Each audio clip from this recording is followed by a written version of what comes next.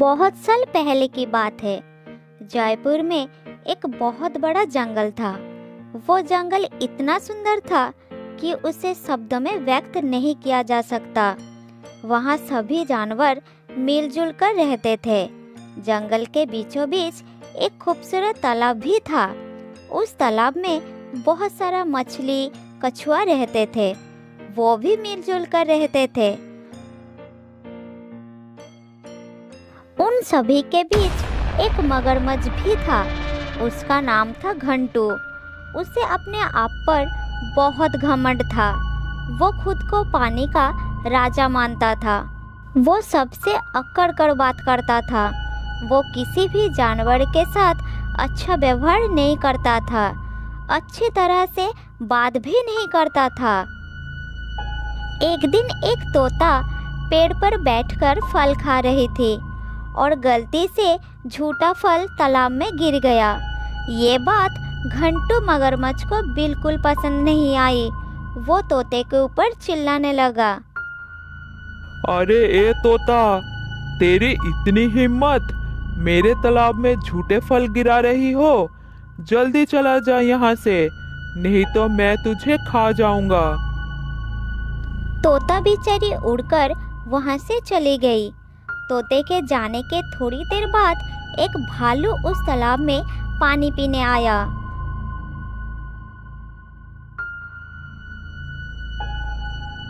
भालू को देखकर मगरमच्छ उसके पास आया और बोला, अरे ओ भालू भाई, तुम अपने मुंह से मेरा तालाब का पानी गंदा कर रहे हो। इसलिए अपना गंदा मुंह उठाओ और निकल जाओ यहाँ से।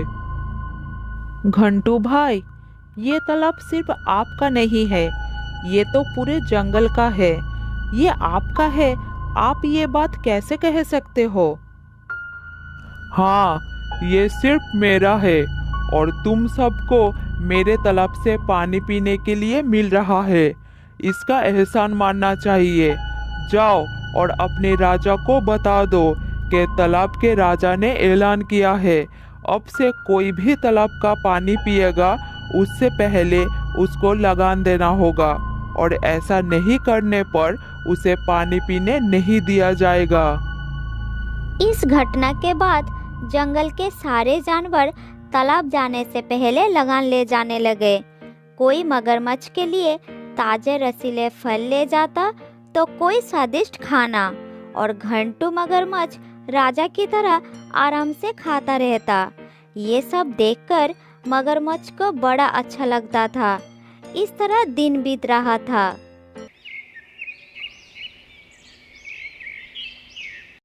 एक दिन सोनू हिरन को बहुत प्यास लगी तो वो अपनी माँ हिरनी से कहा, माँ, मुझे बहुत प्यास लगी है, मुझे पानी पीना है। थोड़ा पानी लाकर दो ना माँ, मेरा गला सूख गया है। बेटा सोनू, अभी घंटू मगरमच्छ को देने के लिए हमारे पास कुछ भी नहीं है। उसे कुछ नहीं दिया तो वो हमें पानी पीने नहीं देगा। लेकिन जब सोनू प्यास सहन नहीं कर पाया तो माँ हिरनी ने कही, बेटा सोनू, बस थोड़ी देर रुक जाओ। अंधेरा होने पर हम तालाब चलेंगे, तब तुम पानी पी लेना। उसे अंधेरे में कुछ दिखाई नहीं देगा। थोड़ी देर बाद अंधेरा हो गया। फिर माँ बेटे मिलकर तालाब के पास पहुँच गए और सोनू चुपचाप पानी पीने लगा। तभी पानी की हलचल से मगरमच्छ की नींद खुल गई। सोनू को वहाँ देखकर वो आग बबूला हो गया। वो धीरे धीरे दोनों के पास आया और कहा,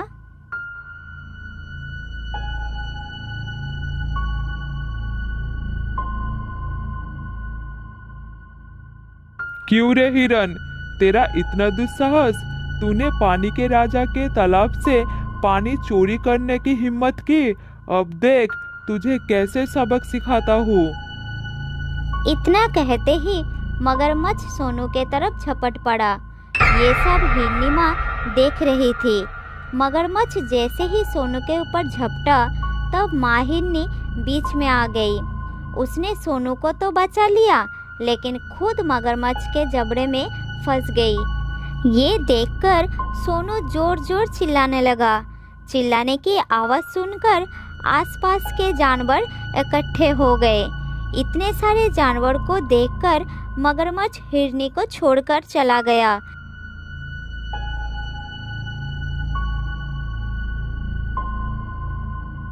लेकिन हिरनी का चोट बहुत गहरी थी। दर्द उसके लिए असहनीय हो रहा था। दर्द सहन कर माँ हिरनी ने अपने बेटे सोनू को कही, बेटा, अपना ख्याल रखना।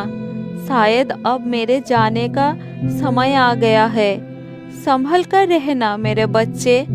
तुझे अकेला छोड़कर मरने के बाद भी मुझे शांति नहीं मिलेगी। नहीं माँ, तुम मुझे छोड़कर मत जाओ। तुम चले जाओगे तो मेरा क्या होगा? कौन ख्याल रखेगा मेरा? कौन खिलाएगा? तुम मुझे छोड़कर मत जाओ माँ। तुम्हारे बिना मैं जिंदा नहीं रह पाऊंगा। अपनी माँ की हालत देखकर सोनू जोर जोर से रोने लगा। तब उसकी माँ उसे कहती है, सोनू बेटा, मैं हमेशा तुम्हारे साथ रहूंगी। तुम्हें अकेला कभी नहीं छोड़ूंगी। मुझे याद करके कभी दुखी मत होना। हमेशा ये सोचना कि तुम्हारा माँ तुम्हारे साथ ही है। माँ हिरनी अपने बेटे सोनू से बात करते करते हमेशा के लिए अपनी आंखें बंद कर ली।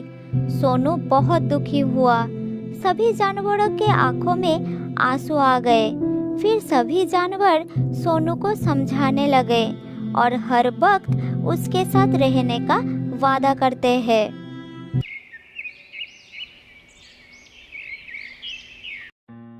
एक दिन सोनू खाने की तलाश में जंगल में घूम रहा था। तभी उसने देखा कि एक गाय पेड़ के एक डाली के नीचे दबा हुआ है। तब सोनू ने गाय के पास गया और कहा, अगर मैं हाथी जैसा ताकतवर होता तो चुटकियों में डाली को हटा देता। इस गाय को बहुत दर्द हो रहा है। काश ये डाली हट जाए। फिर उसके ऐसा कहते ही डाली अपने आप उड़कर दूर जाकर गिरी। ये देखकर सोनू बहुत आश्चर्य हो गया। लेकिन तभी उसे अपनी माँ की बात याद आई और वो समझ गया कि ये सब उसके माँ के आशीर्वाद के कारण हो रहा है। ये बात जंगल में फैल गया और सोनू उस दिन से जंगल के सभी जानवरों की मदद करने लगे।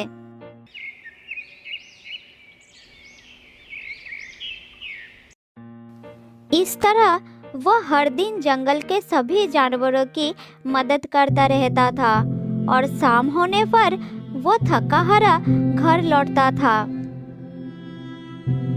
जब वो घर पर अकेला रहता था तब उसे अपनी माँ की बहुत याद आती थी।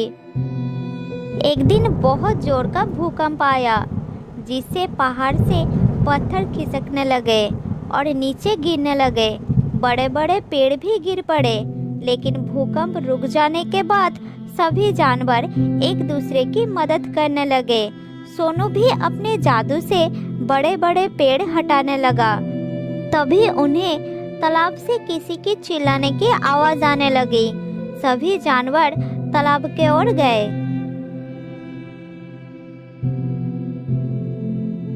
सबने तालाब के पास जाकर देखा कि दुष्ट मगरमच्छ एक बड़े पत्थर के नीचे दबा हुआ था और वो चिल्ला रहा था। उसी के चिल्लाने की आवाज सबने सुना था। हाँ, बहुत कष्ट हो रहा है। मदद करो, मेरी कोई मदद करो। इस पत्थर को जल्दी से हटाओ कोई, नहीं तो मैं मर जाऊंगा। मदद करो मेरी। मगरमच्छ दर्द से चिल्लाने लगा, लेकिन उसे मदद करने कोई आगे नहीं आया। सब तालाब के पास खड़ा होकर देख रहा था। मैं जानता हूँ, मैंने तुम सबके साथ बहुत बुरा व्यवहार किया है। मैंने तुम्हें इस तालाब से पानी भी पीने नहीं दिया। मैं वादा करता हूँ कि भविष्य में ऐसा दोबारा कभी नहीं होगा। मुझे प्रायश्चित करने का एक मौका दो। फिर भी कोई आगे नहीं आया उसे मदद करने के लिए। तब तोता पेड़ के ऊपर से कहा, इस दुष्ट के साथ यही होना चाहिए था। भगवान ने इसे अच्छी सजा दी है। खुद को बड़ा शक्तिशाली समझता है ना? अब दम है तो करा ले खुद को आजाद। तेरे बुरे कर्म का फल मिला है तुझे। इस तरह सब जानवर मगरमच्छ की गलतियां गिनने लगे, लेकिन कोई मदद करने के लिए आगे नहीं आए। तब सोनू आगे आया और अपनी जादू से पत्थर को हटा दिया। ये देखकर मगरमच्छ को अपनी गलती का एहसास हुआ। सोनू बेटा, मेरी वजह से तुम्हारी माँ तुम्हें छोड़कर चली गई। मैंने ही तुम्हें अनाथ कर दिया, लेकिन फिर भी तुमने मेरी मदद की, मुझे बचाया। काश मैं भी तुम्हारी तरह बड़ा दिल रखता तो किसी को भी परेशान नहीं होना पड़ता। आज मुझे अपनी गलती का एहसास हुआ। आप सबने मुझे अपनी गलती सुधरने का मौका दिया। आज से ये तालाब सभी के लिए है। आज से किसी भी जानवर को पानी पीने में कोई दिक्कत नहीं होगी। उस दिन के बाद से जंगल के सभी जानवर एक साथ खुशी से रहने लगे। एक घने जंगल के बीचों बीच एक नदी बहती थी। उस नदी में एक बूढ़ा मगरमच्छ रहता था। बूढ़ा होने के वजह से वो शिकार नहीं कर पाता था। एक दिन उसे जोरों की भूख लगी। उसने सोचा, नदी के बाहर जाकर तो शिकार करना मुश्किल है। नदी में ही मछली खा के पेट भर लेता हूँ। मेरे पास कोई और विकल्प नहीं है। ये कहकर मगरमच्छ नदी में चला गया। जैसे ही वो मछली पकड़ने लगा, मछली उसके हाथ से निकल जाता था।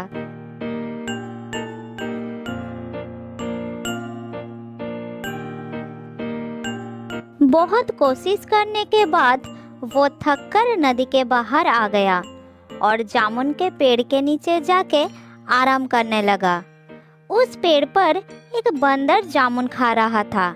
मगरमच्छ की नजर बंदर पर पड़ी। उसने उससे पूछा, बंदर भाई, तुम क्या खा रहे हो? जरा मुझे भी कुछ दोगे? बहुत भूख लगी है भाई। मैं तो पेड़ पर नहीं चढ़ सकता, इसलिए तुम नीचे फेंक दो। ये जामुन है, बहुत मीठा फल है। ये लो, तुम भी खाओ।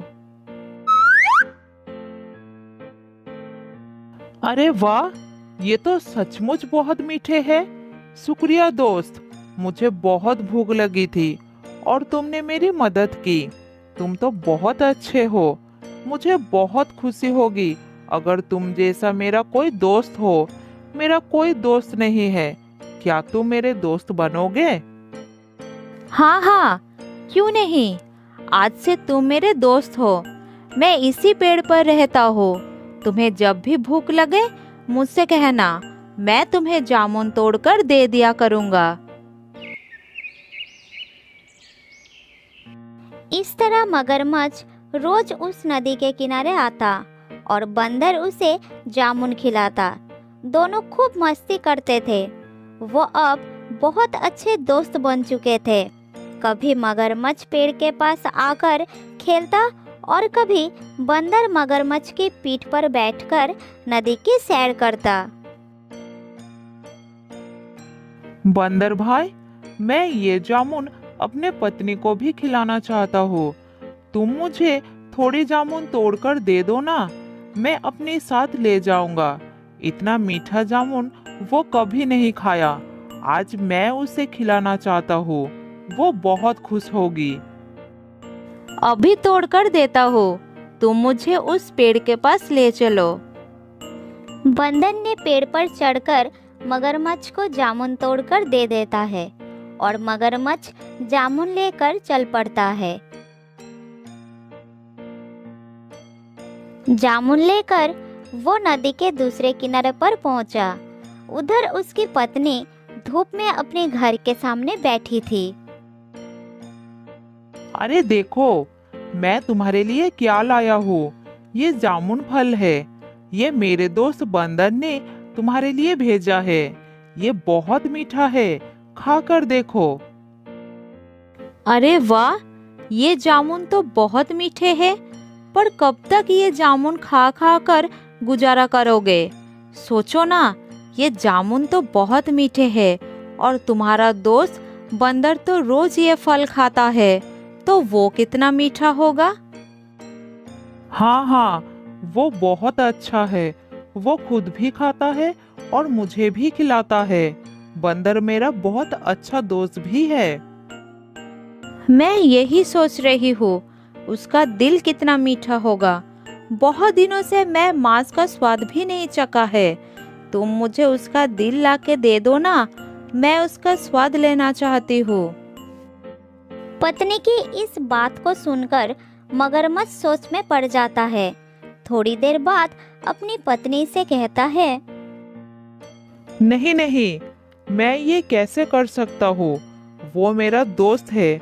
मैं उसके साथ धोखा कैसे कर सकता हूँ। अगर मैं उसका दिल ले आया तो वो मर जाएगा। उसने मुझे खाना खिलाया था और अब मैं तुम्हारे लिए उसके ही जान ले लूं। ये काम मुझसे नहीं होगा।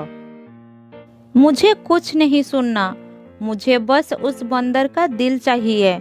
जाओ, मुझे ला कर दो, वरना मैं अपनी जान दे दूंगी। नहीं नहीं, ऐसी बात मत करो। अगर तुम मर जाओगे तो मैं भी जी नहीं पाऊंगा। मैं तुम्हें बहुत प्यार करता हूँ। तो फिर मेरी बात मानो और उस बंदर का दिल मुझे ला कर दो। मगरमच्छ अपनी पत्नी के बातें सुनकर मजबूर होकर चला जाता है। बहुत दुखी होकर वो बंदर के पास पहुंचा ताकि वो अपने घर चलने के लिए मना सके। बंदर भाई, मेरी पत्नी ने तुम्हारे दिए जामुन से खुश होकर तुम्हें खाने पे बुलाया है। चलो, आज तुम हमारे घर चलकर हमारे साथ ही भोजन करना। अरे वाह, ये तो बहुत अच्छा बात है। ठीक है, मुझे तुम्हारे घर ले चलो। बंदर ने मगरमच्छ के साथ चलने के लिए हाँ कर दिया और दोनों चलने लगे। दोनों दोस्त मजे से जा रहे थे। तब बंदर ने मगरमच्छ से पूछा, अच्छा दोस्त, तुम्हारे पत्नी खाने में क्या बनाने वाली है? तुम्हें केले बहुत पसंद है ना, इसलिए वो केले की सब्जी, पूरी, खीर बनाएगी। बस तुम्हारे लिए। सभी खाना तुम्हारा पसंद का है। अरे वाह, आज तो बढ़िया दावत होगी, मजा आएगा। मेरे मुंह में तो अभी से पानी आ गया। जल्दी चलो मेरे दोस्त। बंदर के बातें सुनकर मगरमच्छ सोचता है कि अपनी पत्नी की इच्छा के बारे में बंदर को बता देना चाहिए। बेचारा बंदर क्या क्या सपना देख रहा है। इसे तो पता भी नहीं कि मेरी पत्नी इसे ही पकड़कर खाने वाली है। क्या करूं? मैं बंदर को सारी बात बता देता हूँ। बंदर भाई, मैं तुम्हें एक बात बताना चाहता हूँ। मेरी पत्नी तुम्हारे दिल को खाना चाहती है। मुझे माफ कर देना दोस्त। अगर वो तुम्हारा दिल नहीं खाया तो वो मर जाएगी। मैं उसे बहुत प्यार करता हूँ। अगर वो मर जाएगी तो मैं भी मर जाऊंगा। बंदर ने मगरमच्छ का बात सुना और तुरंत एक तरकीब सोचा। बंदर भी कुछ कम नहीं था।